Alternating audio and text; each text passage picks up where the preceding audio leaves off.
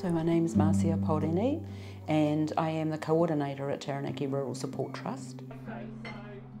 The chair of the trust and I brain dumped, and there was 154 stresses across 14 categories that city folk don't have.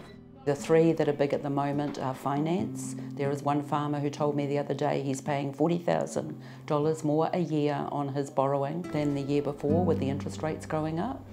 They're all concerned about the global trading market, with Fonterra saying we'll pay you $7.50 and that's now dropped to $1.25. So their costs are just about equal their income. And there's some large pieces of legislation coming from the government and from local councils.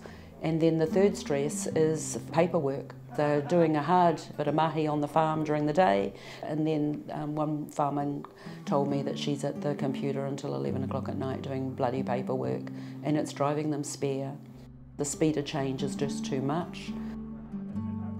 These workshops that I'm doing are all about empowering the community with knowledge of what does it look like when someone's not doing too well, and then what do I say, and then where do I go for help. So if we can equip a lot of community people and those that go up and down farmers' drives with that information, then that's going to support the cause at the moment. So we get 190 calls to the trust each year, and 80% relate to stress, distress, anxiety or depression. We had a young farmer who was in a partnership with his wife. He broke his ankle just before calving, so she had to do it all, and his mental health has just dropped amazingly. So we've got him some counselling just to support him through, because he said, I'm the provider. Here I am on my back, and my wife, who's 5'2" and 60 kg, she's doing it all. The customers that pay our bills and that are hurting at the moment, and they're probably going to hurt some more. So it's probably never been more important just to be a little bit aware of it. There's people that you'll see out there on the road in your roles, and you might be the only person that they've seen for a week. It's worth being aware of the position you might be in by complete accidents at a point in time. I've learnt a lot tonight just looking at the graphs on the screen and the reasons behind things, and with what's going on now and with the farming community and everyone struggling, and businesses are going to be struggling for a little bit. We need to sort of be a bit more aware of and look out for people, I guess. I think a lot of people don't actually have that many close friends. We don't always appreciate just how lonely a lot of people really are. We get on average about 191 calls a year. Isolation is one of the biggest problems. I've got a young lady on my books at the moment. Her family live in Hawke's Bay, and this is her first year of farming, and she's isolated. So I've connected her to a young farmer, and they're going to go and do things together, which is awesome. There's strong organisations and people in the industry or in our community and that who are there to provide support.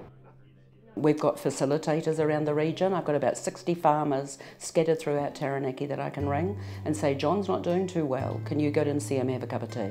We just go out and pretty much do triage situations, go out for a cup of coffee, and then we report back to Mahi and Rural Support and give them our first, what we think is the next step to take. Sometimes we say, hey look, nah, he's not getting on with his workers, he's going to be fine, but I'll go and check him in 2 weeks. Or us, we're like, nah, he needs some counselling pretty quickly. And then they just carry on with that relationship.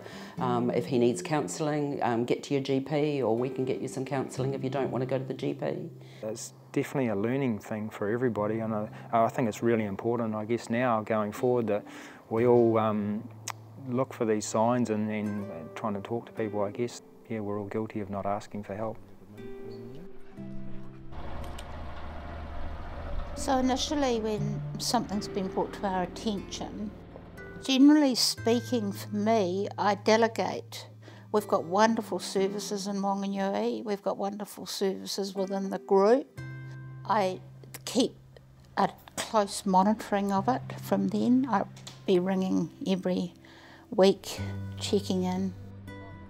We are in an era of pressure, and so with that comes staff who are tired, very tired, loneliness, which is a huge thing for rural people, illness, whether it be mental illness, physical illness, alcoholism, all sorts of aspects of illness.